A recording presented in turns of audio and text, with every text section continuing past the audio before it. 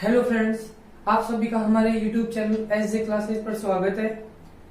आज का जो हमारा टॉपिक है वो रहेगा वैदिक गणित। उसमें उसका टॉपिक है सूत्र ध्वजांक विधि। सूत्र ध्वजांक विधि से भाग किस प्रकार किया जाता है, आओ समझते हैं। एक्सरसाइज 1.1 का क्वेश्चन नंबर 17, इसमें ध्वजांक से भाग करना है।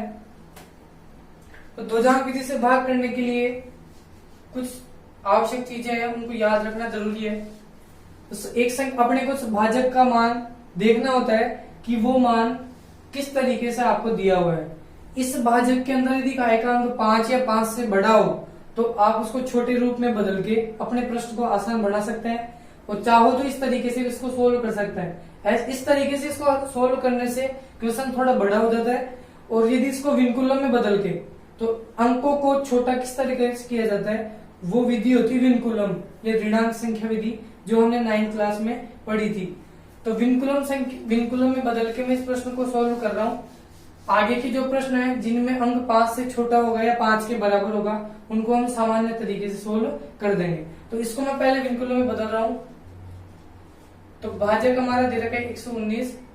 इस 119 को विनकुलम में बदलते हैं।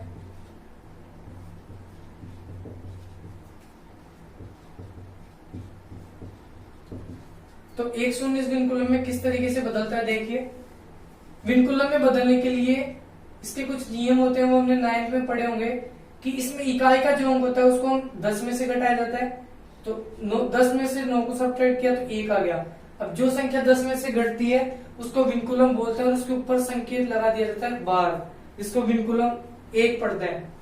अब इस संख्या से पहले वाली संख्या यदि 5 या 5 से छोटी हो तो उसपे हमारे को 1 अधिक लगाया जाता है।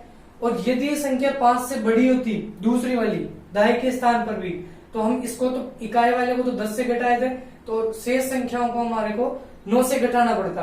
लेकिन यहाँ इससे पहले वाली संख्या 5 से कम है तो इस पे 1 अधिक लगा दिया जाता है। अब इसका आपने विनकुलम नहीं लिया तो इससे पहले वाली जो संख्या है वो ऐसे की ऐसे रह जाती है। तो अपना नया भाजक बना 1 अधिक होते ये बन गया 2, और 1 के ऊपर 12। तो ये हमारा नया भाजक बन गया।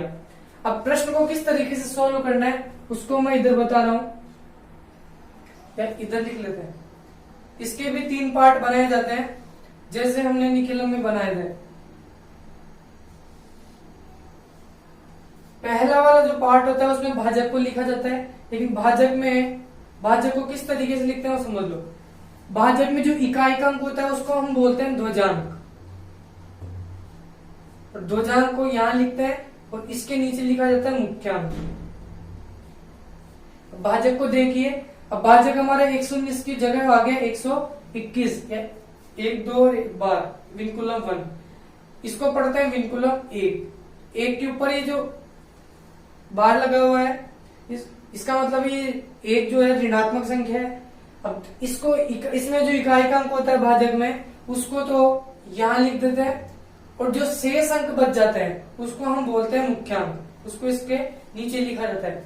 अब आपके ध्वजांक में जितने भी अंक है उतने ही अंक भाज्य से तीसरे वाले पार्ट में चले जाते हैं। तो यहां से 7 तो चला जाएगा तीसरे खंड में, और जो संख्या बच गई उन सभी को हम यहाँ लिख देते हैं 5 9 2 8 और 3। इन संख्याओं के बीच का जो अंतराल है वो थोड़ा अंतराल बराबर सा होना चाहिए। इनको पास पास नहीं लिख के थोड़ा दूर दूर लिखा जाता है, क्योंकि शेषफल जो होता है उसको यही इनके मध्य में लिखना पड़ता है। यहाँ इसकी कुछ प्रोसेस विधि की जो संकेत है मैं उसको इधर लिख देता हूं।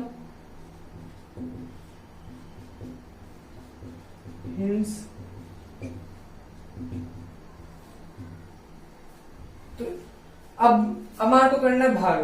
तो इस मुख्यांक का भाग देना है इन सभी नंबर में, और जो ध्वजांक आता है वो हमारे काम आता है मल्टीप्लाई करने में। तो ध्यान रखना 12 का भाग हमारे को देना है 59 में। तो 59 में भाग दो 12 का 5। यहां से एक बार में एक ही डिजिट लेनी है, लेकिन 5 में शुरू में 12 से डिवाइड नहीं हो पा रहा, तो इसलिए स्टार्ट में आप 2 डिजिट भी ले सकते हो। उसके बाद हमेशा एक ही डिजिट काउंट करनी है। तो शुरू में मैंने इसको ले लिया, मुख्यांक 12 ले लिया, 12 का डिवाइड 59 में किया तो भागफल आया 4 और शेषफल आ गया 11।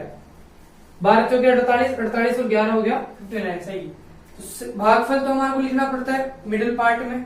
अब शेषफल जो बच गया उसको उस नंबर के बाद लिखना है जहां तक आप भाग दे चुके हो।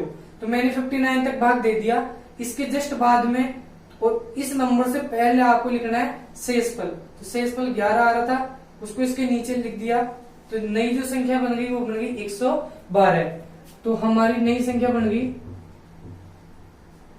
यह लिख देना, अतः नई संख्या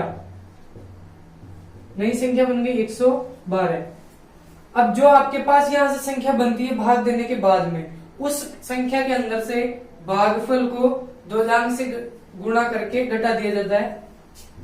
तो 112 नई संख्या है, उसमें से हमारे को घटाना है इस भागफल को इस 2 अंक से गुणा करके।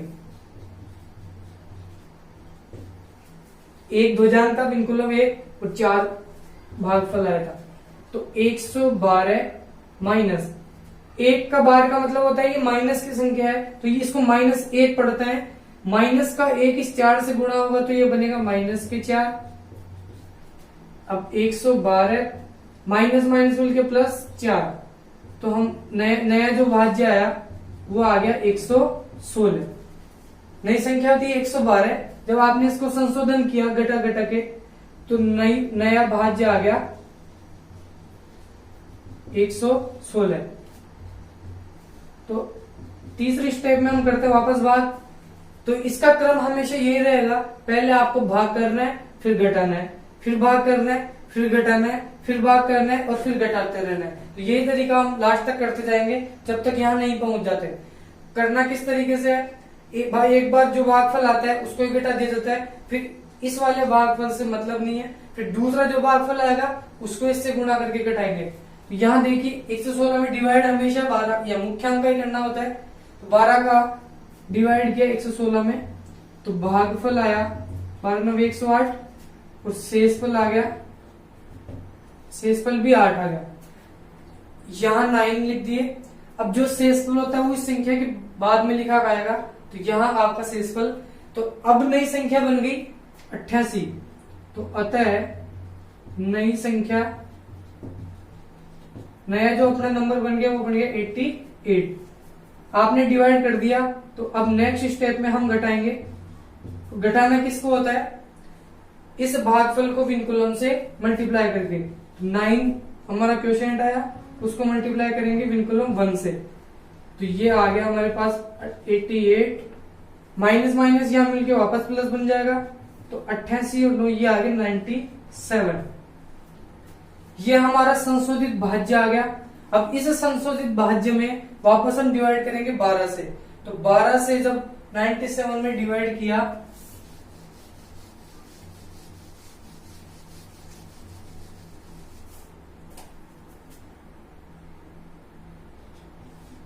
में हमने डिवाइड किया 12 से, तो 12 का डिवाइड 8 बार इसमें हो चुका है। भागफल हमारे पास आया 8 और शेषफल आया 12 × 96, 1 बच गया। शेषफल हमारे पास बच गया 1। अब इसमें से अब नई संख्या बन गई 13, नई संख्या बन गई 13। जब आपने डिवाइड कर दिया तो अब घटाने वाला काम है। तो 13 में से क्या सब्ट्रैक्ट होगा, ये 8 इस 2 अंक से मल्टीप्लाई हो गए। 2 अंक का मान हमारे माइनस का 1 है, 13, माइनस माइनस मिलके प्लस और 8 ऐसे की ऐसे, दोनों मिलके बन जाएंगे 21। अब 21 जो होगा उसमें वापस डिवाइड करना है 12 से। तो 12 से जब 21 में आप डिवाइड करोगे 21 डिवाइडेड बाई 12, तो भागफल आया, माइनस हो गया। अब भाग देने का काम है, तो भाग 12 का भाग 21 में एक बार जाता है और शेषफल बच गया 9। भागफल को हम लिखते हैं नीचे। अब इस संख्या के बाद इस वाले कॉलम में इसके आगे कोई संख्या नहीं बच रही, तो जो हमारा शेषफल लिखा गया वो अगले वाले खंड के नीचे लिखा गया। तो अब यहां संख्या बन रही 97।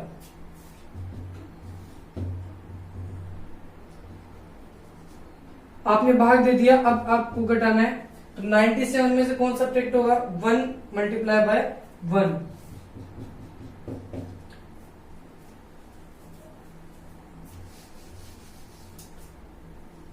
दोनों को मल्टीप्लाई किया तो 97 माइनस माइनस यहां बन जाएगा प्लस, दोनों ऐड ओके यहां बन जाएगा 98।